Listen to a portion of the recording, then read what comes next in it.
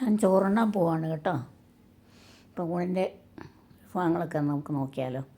നല്ല നാടൻ കുത്തരിച്ചോറ്,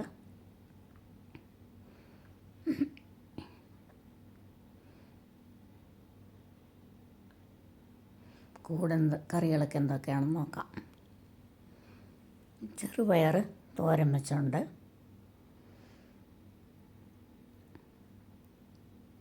അവിയൽ,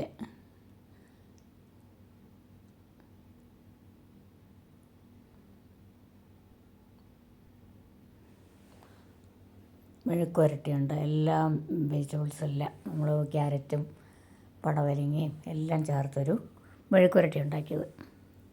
അധികം വിഭവങ്ങളൊന്നുമില്ല, സിമ്പിൾ ലഞ്ചായിരുന്നു. തൈര്, ചുട്ട പപ്പടം, പിന്നെ ഒഴിച്ചു കൂട്ടാനായിട്ട് ഒരു പുളിശ്ശേരി. ഇതൊക്കെയാണ് ഇന്നത്തെ നമ്മളുടെ വിഭവങ്ങൾ.